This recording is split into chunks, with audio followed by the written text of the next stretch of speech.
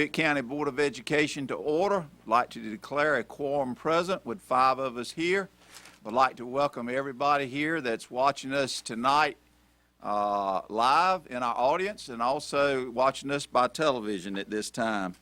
At this time, we'll have our Pledge of Allegiance, and I'm going to ask Mildred Council to lead us in that, and then afterwards, our moment of silence by Mildred as well.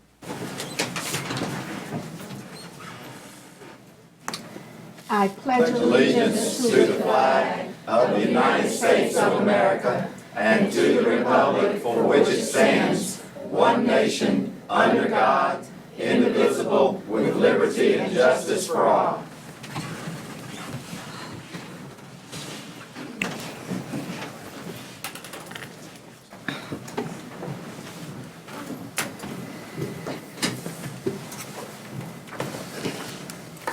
At this time, let's have a moment of silence.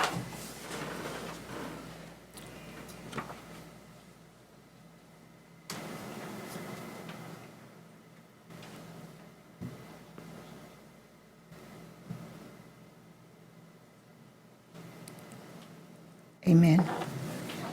Thank you, Mildred. Adjustments to the agenda. I would like to recommend that we apply a number 2 under 2B. The first one, of course, is Leader in Me. The second one would be a special recognition that we're going to have this evening. That for it to be special, I need to be quiet about what it is right this second. Okay? Mr. Chairman, I make a motion that we approve the agenda as amended. Second. Got a motion by Mark, second by Caroline. Discussion. Seeing none, all in favor, let it be known by saying aye. Aye. All opposed say no. The ayes have it. Motion passes. Spotlight on teaching and learning. First of all, we have Scott Letchworth. Good evening. I'm not going to take very much of your time. I'm going to bring up someone from Stokes School, a 5th grader named Skylar Roberts, who is going to start our spotlight tonight.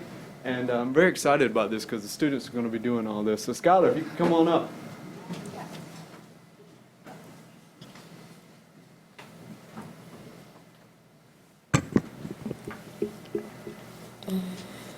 I'm Skylar Roberts, and I am a leader at Stokes School. I am proud to be a Stokes Eagle and to be a part of the first Leader in Me school in Pitt County. I would like to introduce you to a 7th grade leader,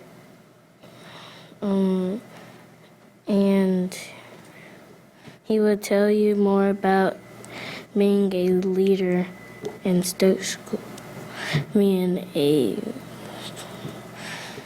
Stokes School leader. Here's Wade Jarman.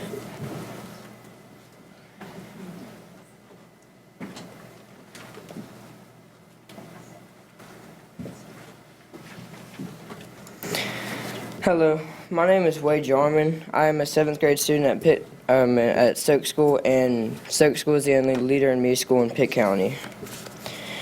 Leader in Me is a whole school transformation that teaches these 7 habits and skills that students need to be able to thrive in the 21st century. The Leader in Me empowers teachers and students to take responsibility for their actions and have a voice to become a leader in their school and their community. Leader in Me makes you take initiative so you can make better grades and make your life worthy. I enjoy being a part of a Leader in Me school because I get to lead people in the right direction. It is now my pleasure to introduce you to Miss Henry and Miss Hollowell's 1st grade class. Thank you.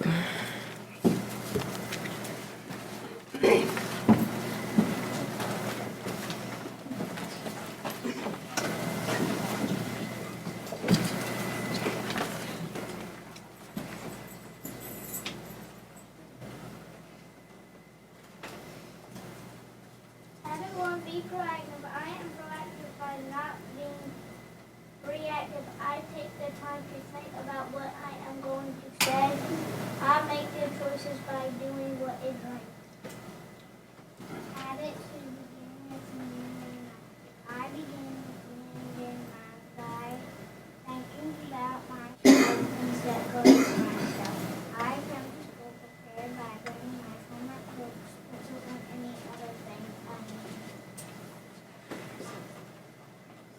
habit, play close, let's stick close.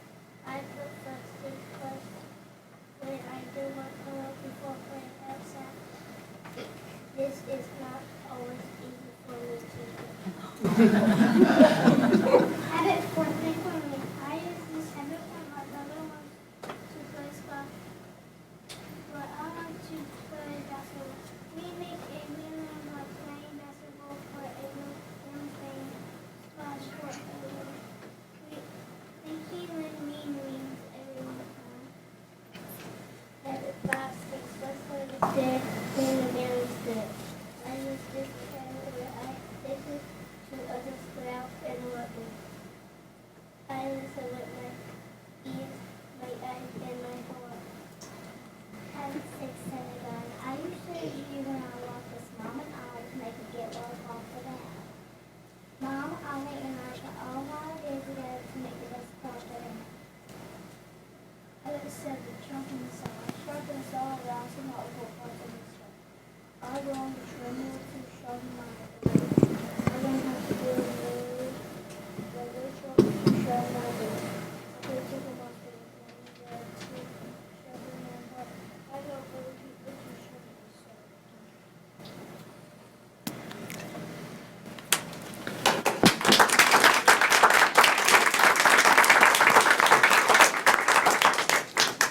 So I've also put together a video as part of this presentation to highlight what they're doing at Stokes and some other elements of the Leader in Me program. So I'm going to share that with you right now. And then I think they have a couple of other presenters. Welcome to Stokes School. We are the only Leader in Me school in Pitt County.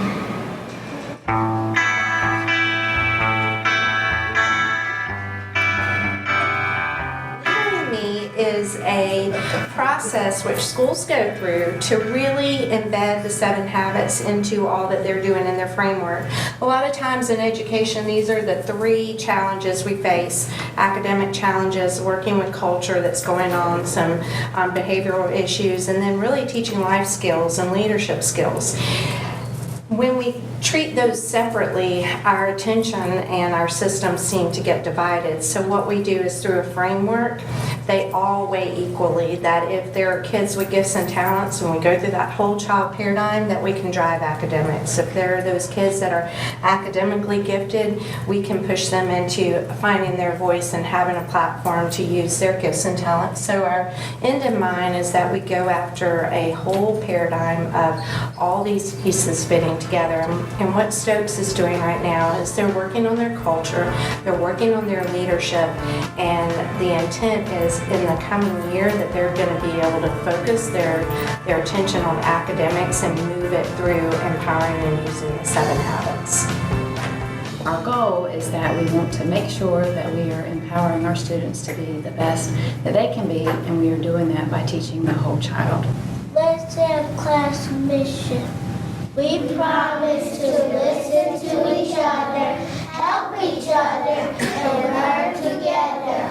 We will make good choices. We will be leaders. Let's say our class motto: one for all and all for one.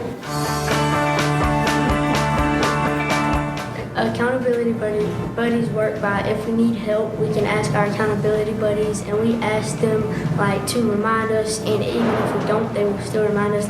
If I don't do my homework because I don't get reminded, but Milbert, once I got him as my accountability buddy, he reminded me to do my homework, stay on task, make sure I'm not drawing while I'm doing reading or writing or math.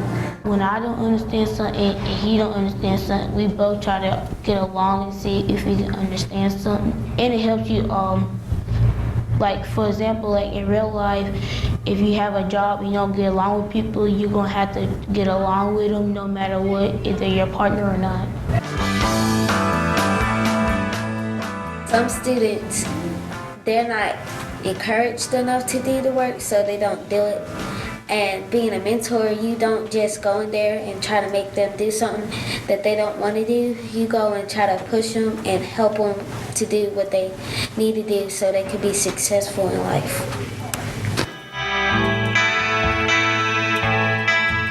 The 7 habits have really helped me kind of take control back of my life, so to speak. The program, which it's not a program, but everything that we do here is about empowerment. So in my own personal life, I've been able to kind of take the reins back and really realize that I have choices that I can make. I don't have to do things in life. I choose to do everything that I do.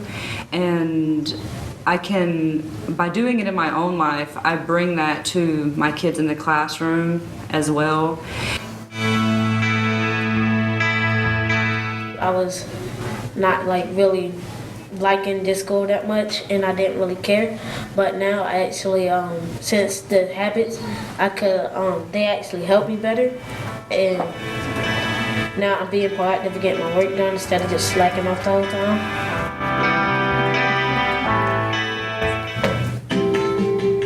Get ready, because you're going to be humming this the rest of the night.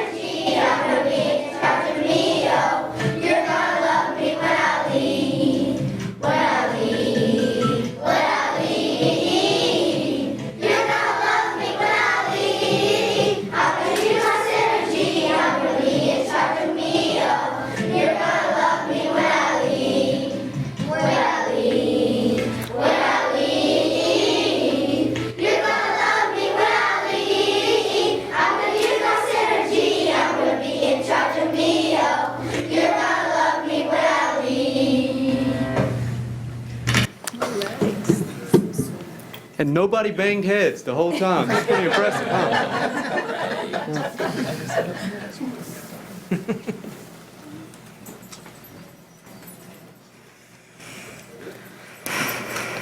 Hello, my name is Anadia Wiggins, and I am a 6th grade Leader in Me Stokes student, and I will be reading you my Leader in Me paper. Leader in Me changed my life and led me in the right path. I wasn't always a good Stokes student until we really got in 7 habits. At Stokes School, we learn about Leader in Me every day, and we use it everywhere like hallway, bathroom, and cafeteria. Some of Stokes School students take it upon themselves and use it at home, or they do Leader in Me without an adult having to tell them. Our principal, Miss James, is very helpful because she is the one who teaches us Leader in Me, and our Stokes School staffs also. The staffs are not just teaching us this for no reason at all. They're teaching us this so we can be successful in life and respect others while we're in school and out of school. K through 8th grade students take Leader in Me seriously because we know in order to be successful and grow up, you need to know how to be successful and mature. Without Leader in Me, I feel that we may be a little out of control. This year, middle school has been on their best behavior because Leader in Me is very strong this year. And it helps us learn that no matter how old you get, keep the 7 habits in your head and always use them. You should be responsible. Habit 1. You should be responsible and do good things about anyone without anyone having to ask. And you can be responsible when no one is looking. Habit 2. Plan goals for making better grades and set goals to study and stay off of electronics. Habit 3, put first things first and do homework or chores before outside or electronics. Habit 4, tell people it's okay. They will get it next time and don't just yell to their face or laugh at them. Habit 5, listen to other people. If they're having issues, don't be mean and tell their situation. Habit 6, get along with others and listen to their thoughts and ideas. Have good listening ears when the teacher is talking and learn more. Habit 7, stay healthy and do what the doctor tells you to do so you won't harm your body.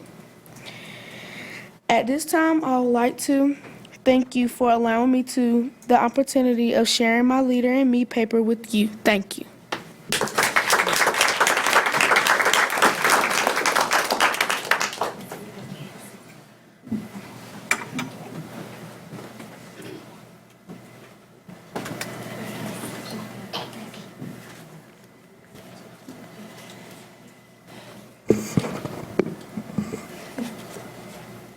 Thanks for attending this presentation.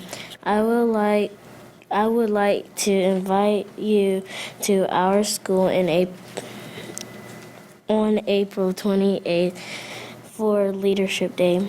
We are going to pass out the invitation to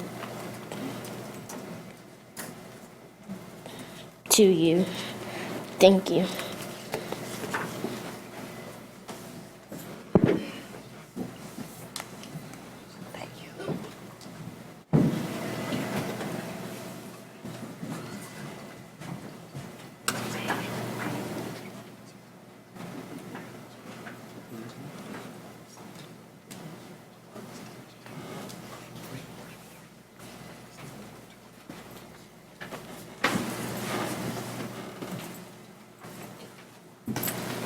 Thank you all. I really appreciate you allowing our students to come and to do the presentation. This is the first time that each of them has actually been out and done presentations in front of people not at school, so it can be a little nerve-wracking.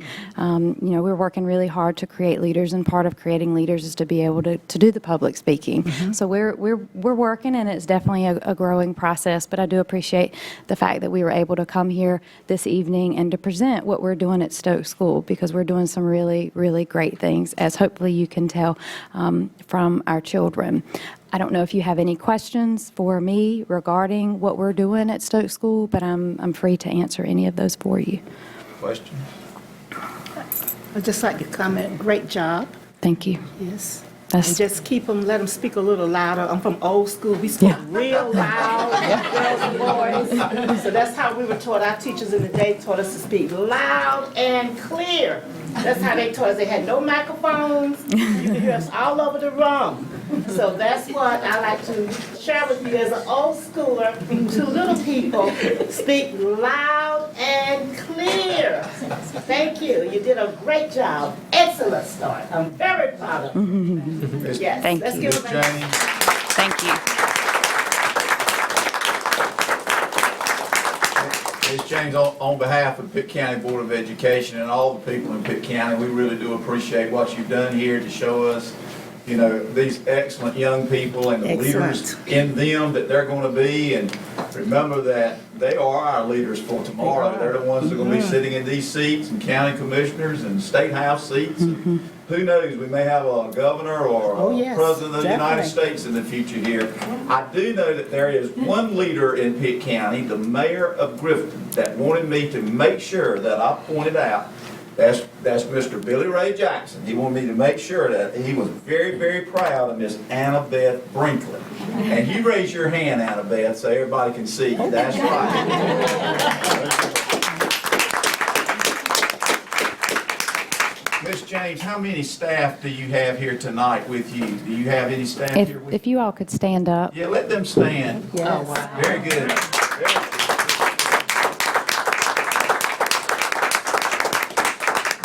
Do we have any parents with us? We do. Okay. Parents, if you'll stand.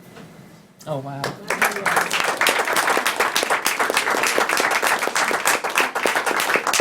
Thank you very much, and y'all are welcome to stay for the entirety of the meeting, or you may leave at any time. That's up to you, okay? Okay, thank you very much.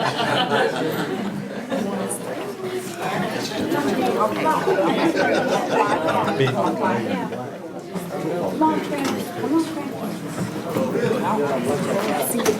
thank you, sir.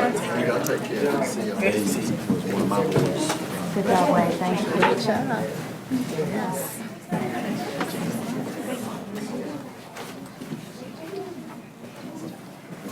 Great job. Jennifer, thanks. Yeah, thank you guys. Thank y'all. Okay. Oh, okay. That's what schools are not doing today. They're not telling the kids to really speak up. I've seen that even when my children in school, like they got to speak out, speak loud and clear. It's like, they don't do that anymore. That's, to me, a disservice to the children. They can do it, and I know they try to keep order. Yeah. Speak out. Yeah. Do you think we can sing that at the retreat? At this time, we have another special presentation that we would like to make this evening. And this is going to one person, and that is Brock Letchworth. Brock, I'd like for you to come forward at this time. Stand out here.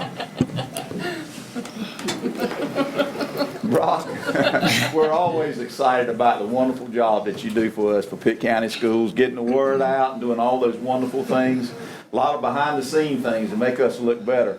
And recently, Brock and our Pitt County Schools received some tremendous recognition for a job exceedingly well done. 4 awards for Pitt County Schools, and we really appreciate this, Brock. It's Blue Ribbon winner for effective school communications and public relations, and all of these are from the North Carolina School Public Relations Association, so that's 1. 2 is for publications. I'm going to give them, I'll let you look at it, then I'm going to give it back to Carol. Okay. 3 is for electronic media. Some of those telephone calls. Hey, that's right. And 4 is for publications with Inspire Magazine. That's an inspiration, Brock. We really do appreciate that. So again, we thank you for a job exceedingly well done. Do you have a camera ready so we can take a picture together? Well, you fell down on the job tonight. Oh yeah, we got one right here. Let's do this. We gotta make sure we get this. We got everybody else. Put this in the Inspire Magazine. Awesome. Thanks. Thank you. Thank you.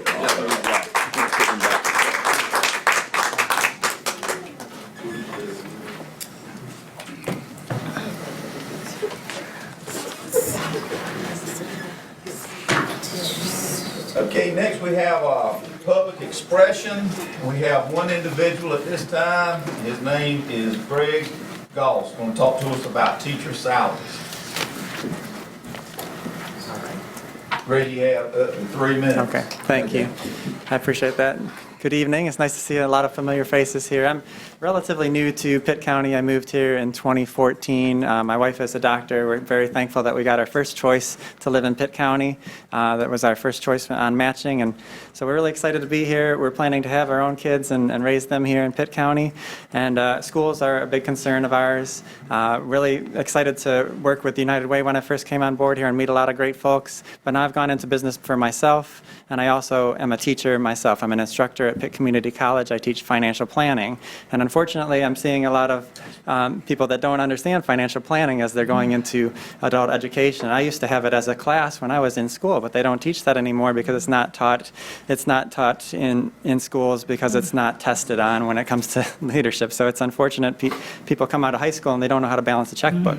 They don't know anything about a credit card, and they get thrown credit cards when they go to college, and it really becomes a big problem. So I'd like to teach kids about that. I like to teach adults when they get their first job about that. And I really think that teacher salaries is a huge issue in the county and in the country, really, when it comes to when they compare a teacher coming out of school compares what their job opportunities are, and they look at a charter school that pays $20,000 more entry level than a school that's just down the road that pays maybe it's not that quite of a difference, but I know it's a pretty large difference, and we really need to consider the teacher salaries when it comes to that. I was informed when I walked in here that that the paper had some information that it was going to be discussed today, but I guess it is not going to be discussed. But maybe at least you can take it into consideration when you do decide that. But I think that, budget, I have a financial background. I have a finance degree and an MBA, and I know that the budget is a huge concern. I think the priority, though, has to be teacher salaries and maintaining competitiveness so that you don't lose those good teachers that you already have, and you can encourage and recruit new teachers to Pitt County schools versus them going to a school down the road that may pay $10,000 more, or even $5,000 or $3,000 more. Whatever the difference is, it's a difficult competitive environment, and I think you need to maintain competitiveness, look across the board, and when you're thinking about budgets, don't necessarily think about dollars and cents so much as far as think of how you can be competitive with other schools. So I also am really inspired by this myself, and I also am a big supporter of the arts. I do music locally. I was on the radio at Michigan State University, so I'm really all about keeping arts in the schools. Even though it's not tested, it's been shown that arts in the schools actually improves test scores by itself because you use all parts of your brain that way when you're in school. So I'm encouraging you to fund arts even though it's not tested on. And thank you very much. Thank you, Greg, very much. Appreciate those comments. We'll move along with our consent items for approval. Mr. Chairman, I make a motion that we approve our consent items as Second. listed on the March 7th agenda. Got a motion and a second. Got a motion by Mark Richard and a second by Mildred Council. Discussion. Seeing none, all in favor say aye. Aye. All opposed, no. Ayes have it. Motion passes. Following our agenda, under new business, we have EPS HR Committee report. Mark, I'll let you lead us into that. Thank you, sir. This time I'll ask Ms. Olmsted and Dr. Council to come forward, please. Share information. Good evening. Good evening. Good evening. I'd like to do an update from the Educational Programs and Services / HR Committee, Board Committee meeting on February the 1st. But I do want to point out, just it sort of ties into our public expression here a few minutes ago. We have received lots of grants for, and I just kind of want to say that, we've received lots of grants to work on our teacher retention and our PD for teachers and all the things that we're trying to do to make sure that we're supporting our teachers. And so we had just heard $200,000 from Educational Foundation, Wells Fargo, Z. Smith Reynolds for Teacher Leadership Institute. And also, we've got $90,000 from STEM East to help with our PD for training that, and also some literacy things coming through. So we're constantly working at drawing in some funds and stuff to help with that. But back to the update in the committee meeting. The EPS HR committee members that were present was Mark Richard, Mildred Council, Benji Forrest, Billy Peden, and Mary Williams. Also others present was Caroline Doherty, Dr. Ethan Linker, me, Dr. Council, Brock, Letchworth, Glenn Buck, and Lisa Tate. We talked about the instructional programming for the 4 Greenville City elementary schools. We were just getting into the open enrollment discussion, and so we talked about specific programming at those 4 schools. We talked about the Fast Forward program, which will be the summer program at South Greenville. The pilot will start this summer, even though the programming for all the schools don't start till 17-18. But we're going to do a pilot for Fast Forward, which is students start their new grade on June the 20th. And they will go for 30 days in the summer, go out for 2 weeks, and then come back and continue on at the regular traditional school calendar year. That's going to cost about $75,000 to do the pilot. We're going to look at the data to see what it shows us from that. And so we'll look at to see what things we need to change, what things we need to tweak before we actually roll it out full force in the year 17-18. We also talked about the arts. We believe, too, that the arts have a great impact on students, and so I just looked at Mildred and said Mildred. So at Walcoats, we are going to do an arts integration focus. The school has already committed to a training at Ocracoke from October the 4th to the 7th for 22 teachers. NCAT's paying for that free of charge. All we have to do is get them there. They're going to train them in how to integrate the arts and the core curriculum together. And so that's moving through. This is their training year for full implementation in the year 17-18. We also discussed the global education and wellness program at Elmhurst. We discussed the grants that her teachers had already gotten for some of the equipment so that parents can start to see where the focus is for the health and wellness. We've also went ahead and met and had discussions on the Spanish rollout and the programming for that, so we'll be doing some training for that this year coming up. And then the STEM program at Eastern, we've met with Science Ed Department at ECU already. They are willing, they want to help us. We've also have signed on as a collaborative with a possible AmeriCorps collaboration where we will have math STEM tutors coming into that school, and also all of our STEM labs at the middle schools across the county working with tutoring on the math and stuff that needs to go along with the science. So that's already there, and that will be something that we do with them. It's on a collaborative. So there's lots of stuff going on, lots of planning going on. And so that's what we were discussing at the last meeting. And of course, we continue and build on that as we go along. So I'll turn it over now to Dr. Council for the HR update portion. Any questions about my section? Okay, thank you. Hello. As far as the HR department and meeting on February 1st with the EPS Human Resources Committee, during that time we focused on teacher recruitment information. A list of job fairs was shared at that time, and of course I passed them out again this evening. We have several job fairs that we've already attended, about 6 of them we've attended, and we've actually been recruiting. A lot of school psychologists have come out or are coming out and that we're able to place, as well as elementary and a few content areas that we've pulled those resumes and began talking with those recruits. As far as sending principals to the job fair, both myself and Glenn Buck, we've had a principals training, and we want to make sure that the principals are on board and that they're sharing the same information that we're sharing when we go to the job fairs, that they're recruiting on behalf of the district for elementary, secondary, special education, and the content areas. We want to make sure that we are attending job fairs at HBCUs, historically black colleges, as well as traditional schools. We want to make sure that we are recruiting staff that are diverse, and like I always say, that our staff should look like our students. So we are making sure that we do that, and that's one of our #1 goals. Along with recruiting, we took a moment and wanted to look at the recruitment advertisement. Brock Letchwork is a part of that initiative or our goal. In front of you, we have the flyers that Brock actually created. I think it was a mailer that goes out. We actually use that mailer during the recruiting, as well as a beginning teacher support flyer.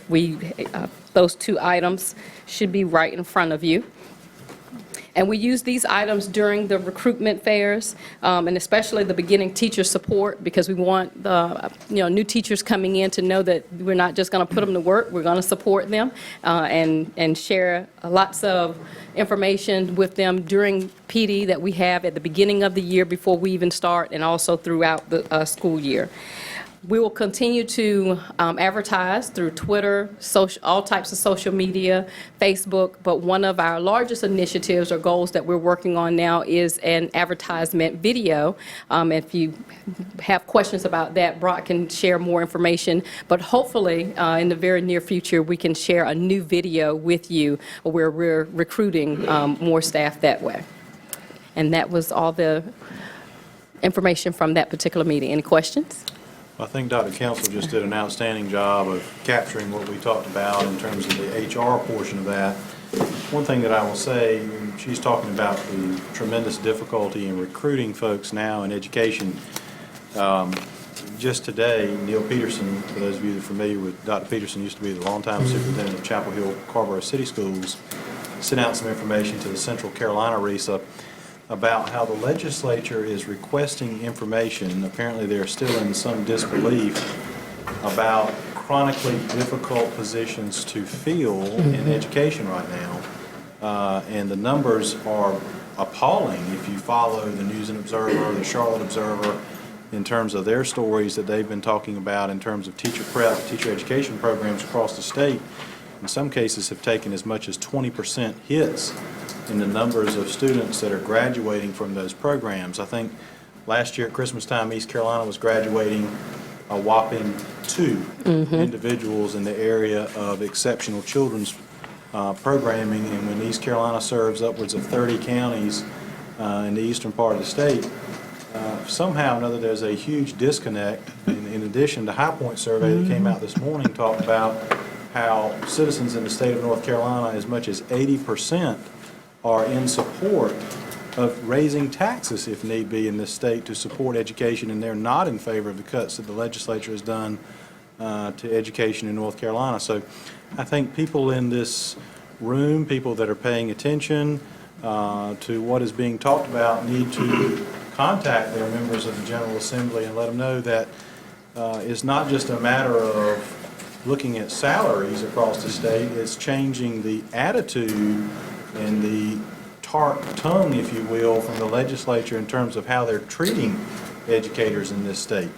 There's been a huge paradigm shift.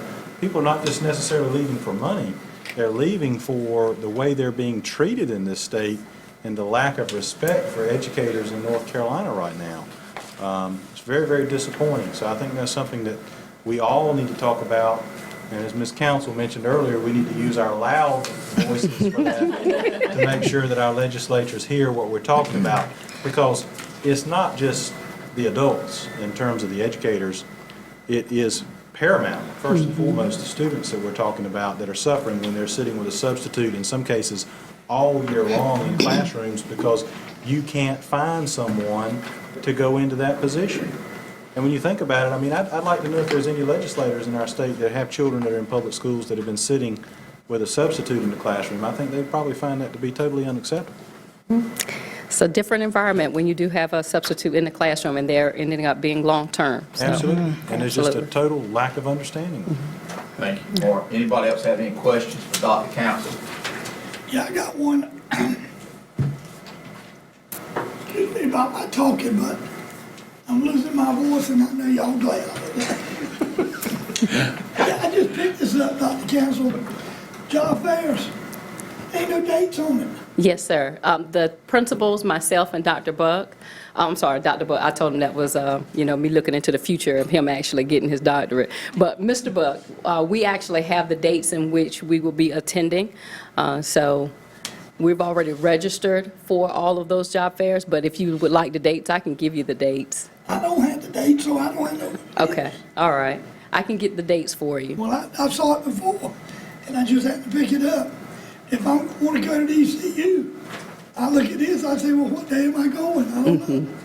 Okay. The dates need to be on it. Right. And those are the dates of the job fairs that, of course, that are held at those particular schools. And myself or Mr. Buck or the principals are actually going there to recruit teachers for Pitt County schools. Yeah, I can get the dates. Dr. Council, if you would get the dates to Carol, she can send an email out to all the board members. Yes, sir. Like everybody. All right, I sure will. Anybody else got any questions? If not, thank you, Dr. Council. Thank you. Okay.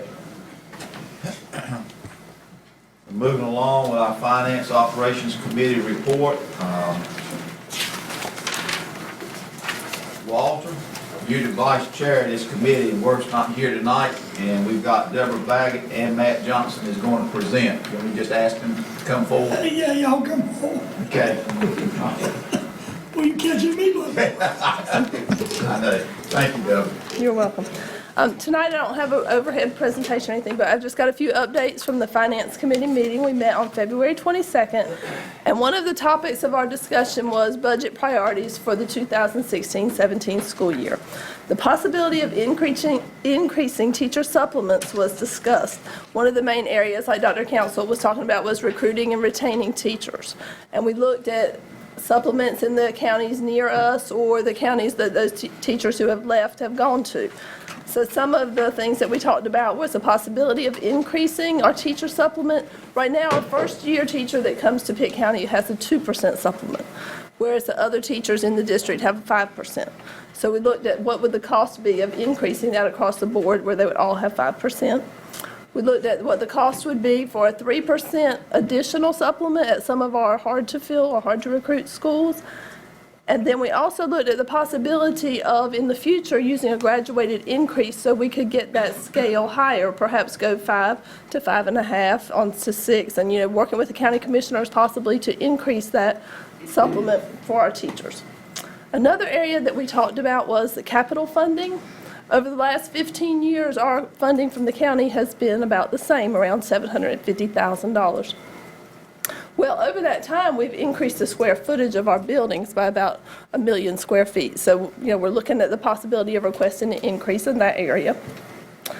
And then finally, we had an efficiency committee, consulting company come in and look at some of our payroll and our assignments and different ways that they could help us in saving some money and, having things come back to the district. So we were able to have a savings of about $400,000 that we could use to go back into the classroom through that efficiency study. And that's what we've got for tonight. I don't have any items to be voted on. Wait just a minute, Deborah. Wait just a second. Anybody got any questions for Deborah? If not, thank you, Deborah. Matt? Yes, sir. I have 2 items for you tonight. The first one is the item for early college funding. We've talked about this a couple different times, but we've actually been able to go move forward with this with Pitt Community College, as they have actually gathered the funding to be able to go do this and gotten the approval to use funding to go do this. But the proposal from Pitt Community College is to actually build our own early college building on the Pitt Community College campus. This building will actually sit right beside the new science building that they are currently constructing right now. They have sent us this sketch, which they have been working on with their architect committee, which they have just recently selected on what they think the building will look like. So this is kind of a general idea. As you can see, well, you can't see anything on the screen. Tim, can you make that work for me? On the screen, you see the new early college building there. This shows 10 classrooms, a multi-purpose room, office space, restrooms, storage, reception area, lobby, conference room. So this is one concept that they have come up with so far. The other one is actually an 8 classroom, and it's going to really depend on the amount of funding that we actually have once this is bid out and goes forward. What Pitt Community is asking is for us to partner with them and basically go about 25% in for this building. So what they are looking at right now, we pull this one up. Maybe, there we go. Down, the real numbers are down at the bottom. The rest of it's just per square footage cost on what it is. But if we look down to the bottom, we see that the 8 classroom that I just highlighted on the bottom, the initial estimate for an 8 classroom multi-purpose building or early college building for us, with all of the stuff that we've talked about before, the initial estimate is $3.6 million. We believe this to be a very conservative estimate, and we feel that with our input, there's a lot of room for valued engineering to be able to drop the cost down. Our recommendation to the board is to commit $800,000 to this early college building with Pitt Community College. In this early proposal, they put down $903,000, but like I said, we think we can get this drop-down value engineering, very conservative, rough estimate to start with. And with the bids, the way the bids came in on science building, we hope that still holds true as we move forward to an early college building. Matt, is that $800,000, is that that would be the 25%? Or the 903 you said? Is that yes, 25%? What I was looking at is if you look at the a $4 million building for 10 classroom, or $3.6 million, that's about $1 million for the 10 classroom. So approximately 25% of the cost is what they're asking us to contribute. Now, to come up with these funds, we have looked at several options, and we feel that this is one of the best options here. This is our $25 million list that we have down with the county right now, waiting on our LOBS funding to go through. The center section, which is funding through Pitt County Schools fund balance, this is money that we had earmarked towards the transportation facility. During this whole process, we increased the transportation facility funding asking in the upper lines to $2 million, where originally it was $1 million. That allowed us to take this $968,000 and allocate them to other projects around the county that we could actually get started on prior to any of the LOBS money being allocated. You see on there visitor management, access control. The two highlighted are the track replacements at D.H. Conley, as well as the track resurfacing at Farmville Central High, Aiden Grifton, and J.H. Rose. We were able to go with the approval from the board to allow Piedmont Gas to have an easement on the backside of the bus garage property, take that funding, as well as some funding from the rental of a cell tower at CMS. We also get allocated approximately $100,000 a year from the county in our capital outlay money towards tracks. So with that combined funding, we were able to go do all of the tracks last summer, which gives us a savings, and we did not have to go into this fund balance to go do those tracks. So that leads us right there for $292,000 to put towards this. The other thing we've done is we've gone back and looked through our top list to see what in there do we think we can actually go back through, do some redesign, do some value engineering, and pull some money out of. And one thing came to mind was our front entry corridors at all the schools. We initially had $1 million set up for that. After going back through and looking at these again and reevaluating, we think we can bring those all in for around $800,000, which leaves us a $200,000 delta that we can put towards the early college program. So $492,800 out of this funding here that we've already kind of allocated, we can reallocate out of this and put towards this early college funding. The rest of the funding we would ask to come out of the fund balance. So the $307,200 come out of our fund balance. Sorry, doing math on the fly here. That is the recommendation from the committee and the staff to move forward with our Pitt Community College, to allow them to go forward, move forward, start the design, and get this project rolling. And their hope is to open it at the same time as the science building out there on Pitt Community College's surface. This will allow us to get our mobile unit that we do have set up out there. We're going to need that mobile unit in a couple years as we go do A.G. Cox renovation. So it'll allow us to have that in the next 2 years off of that campus onto A.G. Cox for that renovation. So it's a good way for us to actually get our own building out there, as well as use the resources we have now as we move forward to do some of these other projects on our list. Mr. Chairman, I'd like to make a motion that we approve funding for the permanent structure for the early college for Pitt County Schools. I'd like to second that. Okay, got a motion by Mark, second by Caroline. Discussion. Sean? Could you put that list back up there? Sorry. Sorry. The capital funding, this list. That is the list. Can you make it a little bigger for me? Or just scroll down a little bit. Okay, right there. So just to be clear to everyone in the audience tonight, Matt, this would not in any way, shape or form affect potential projects like the Stokes parking lot or the Stokes chiller and pumps and piping replacement, correct? No, we do not feel it will impact any of these other projects on this list, and that was one reason we thought we could go into this list and do this, because we've been able to fund it other ways. There you go, Ms. James. Okay. Any further discussion? Seeing none, all in favor of this motion, let it be known by raising your right hand.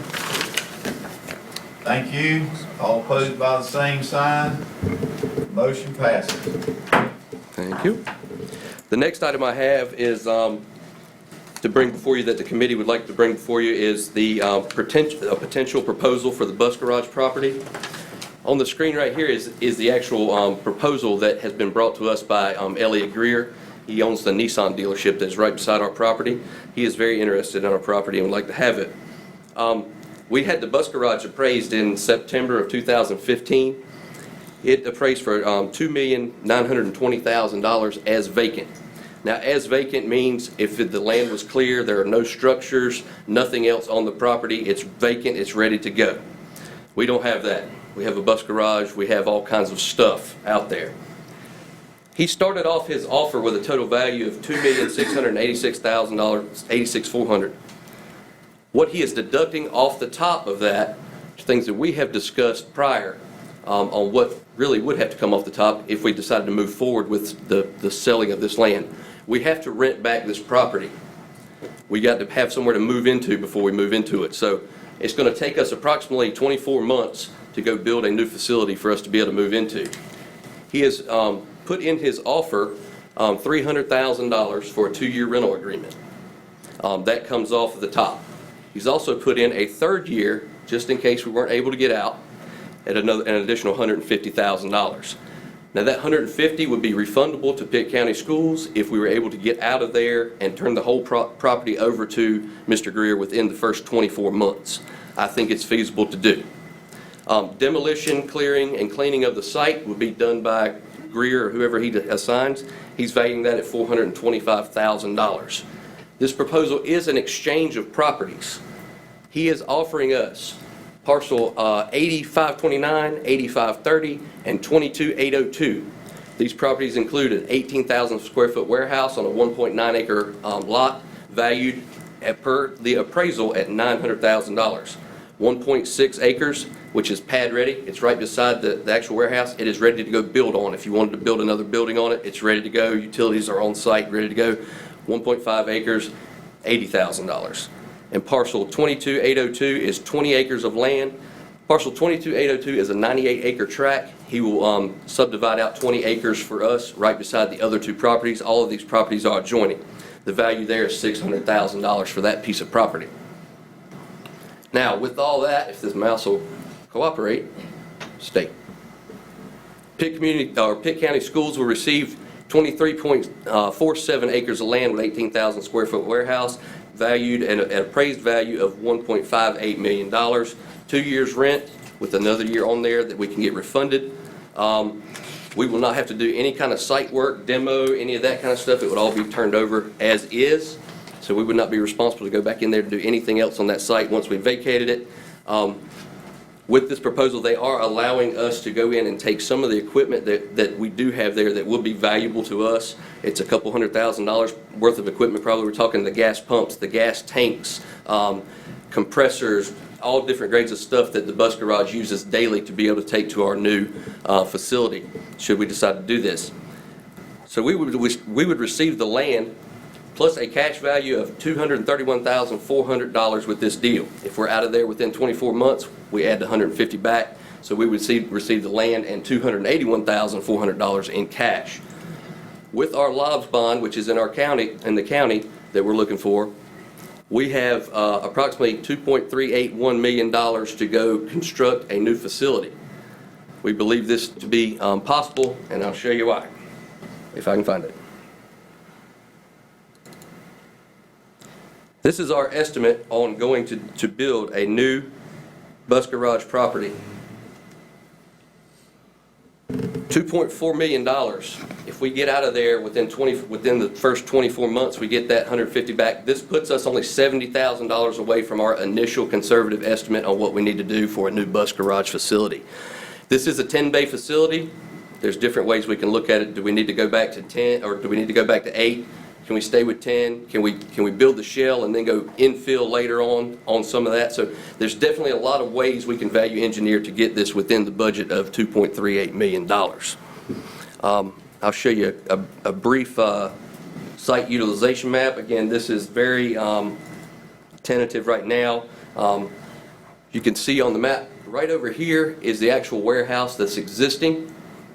Right beside it is the actual 1.56 acres that is ready to be built on if need be. This would be the 20-acre parcel out here that's over in green for a spot for a 10-bay bus garage, 2 wash bays, the filling station, the office for the transportation staff, daily parking for the staff, and all out here would be bus parking.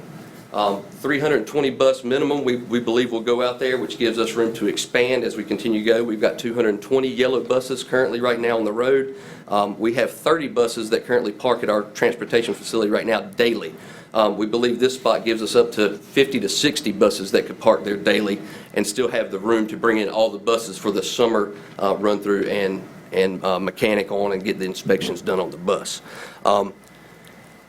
If the board desires to move forward with this, Ms. Grady and I will start working with the other two parties involved to get all the legal paperwork done, bring back to you at the next board meeting a resolution to get this thing sealed, as well as get the advertisement done. We do have to advertise this 10 days to final approval.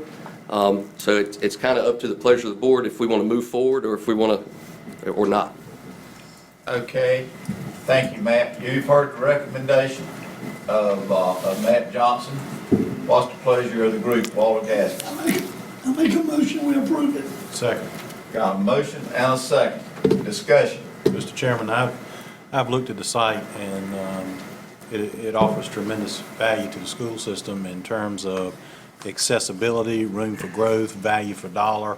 And the thing that impresses me the most about it is it's a great savings to the taxpayers of the county in terms of just what the site offers in terms of growth for Pitt County schools over the long haul. This is off of Allen Road. Allen Road is going to be 5-laned at some point. I'm not sure exactly where it is on the DOT's project list, but it is on that project list to 5-lane that.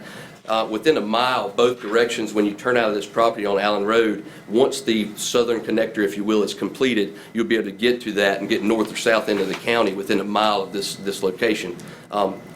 Across the county, safety of our employees and our buses coming in and out of our current location, this offers us a whole lot better area, a whole lot more room for growth, and as the county grows, we'll be able to maintain it. Further discussion? Seeing none? All in favor of this motion, let me know by raising your right hand. Thank you. All opposed by the same sign. Motion passes. Thank you, Matt. Thank you.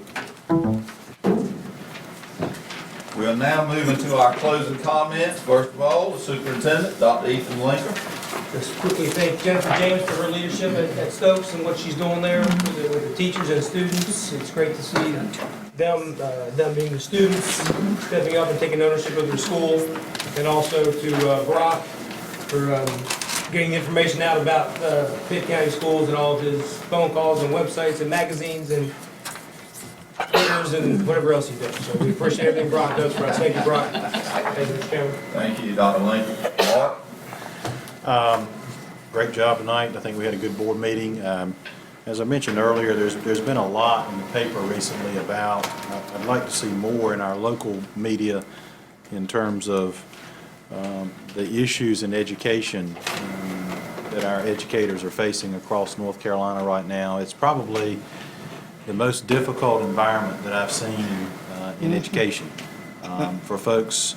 You know, the thing that's most startling, I can remember, this is my 18th year in education, it used to be, and some of the principals in the room I know will probably nod their heads with this, but it used to be if you were in a K-5 school, you could plan on 100 applicants for a number of positions that you may have. And now there are long-term substitutes in K-5 classrooms because there are no candidates. Middle school, it becomes increasingly more difficult to find individuals going into middle schools. High schools, just as difficult. Exceptional children's programming, almost impossible to find candidates. All across this state, it is tremendously difficult to staff classrooms with qualified teachers. So again, I urge everyone that is inclined to do so to let their representatives know that they support traditional public schools. Because one of the things that's most alarming, and you can see this as well in print media, some of the voucher programs that the state is talking about, a good number of those funds have gone to Christian schools, and in one case in North Carolina, even to a predominantly Islamic school. And I think the legislature may not have actually realized that. So do a little homework on that, and I'm sure we'll find some very interesting facts. Thank you, Mark. Sean? I just would like to wish Farmville Central and North Pitt all the best this weekend in their respective championship games, and congratulations to them for making it this far. They're all champions in my book, and I hope they have a great time this weekend and will cherish it always. Unfortunately, we didn't exactly talk about teacher pay tonight, but I can assure the public there is not one member on this board who is not in favor of our teachers getting more. All of us feel that our teachers are an invaluable resource to the community. We respect them tremendously, and without them, there would be no us. We're all dedicated to making sure they get as much as they possibly can. And then tonight, I'm certainly pleased and pleasantly surprised. I announced a while ago I was not running for re-election on this board. And there are many reasons for that, all good, but one of the many reasons is I believe there's plenty of people in the community who should have this seat other than me. And tonight I see Mr. Dent, who is the assistant principal at Stokes, who I think extremely highly of. I'm so proud he's part of our school system. He's a true gentleman. He's a gentleman who right here should be sitting in this seat instead of me. He has a bright future ahead of him in our school system, and I'm just so glad he's with our schools. Thank you, Mr. Dent. That's all. Thank you, Sean. Caroline? Yes, I'd like to thank Lizette Ford for hosting a really great Read Across America event this past week. It was really fun. It was especially fun to see Dr. Linker read a story about licking tigers in a Dr. Seuss hat. That was pretty fabulous. I knew to bring my own book. Next year. But it really was a great event. They did a fantastic job. I would also like to congratulate Mallory Adams of Ridgewood Elementary. She earned her National Board certification and received that pin last month, and there were 9 other teachers in Pitt County who also renewed their certifications last month. We have one of the largest numbers of nationally board certified teachers in the state, around 260, which is really something to be proud of. I've been a part of that as a parent, because that certification does involve letters from parents as well, and it's a really great thing. So we're really proud of our teachers. Also, I'd like to congratulate Pitt Pirates and Boneyard Robotics. They competed at the district competition in Greensboro this past weekend. They won awards for UL Safety and Engineering Inspiration, as well as the Jack Kamen Imagery Award. They compete again at the Raleigh District competition this weekend. I think the Pitt Pirates finished in the top 8, which is really fantastic.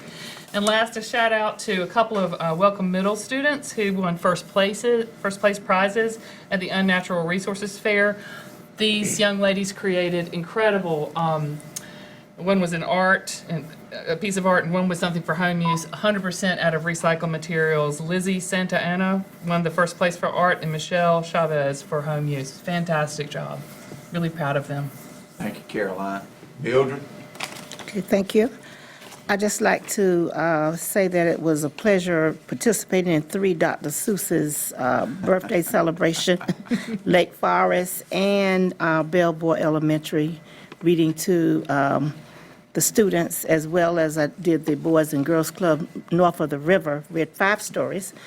And what was exciting for me, that I had a 8-book collection of Dr. Seuss books that my boys used, and I had no idea they were still that popular today, but they were.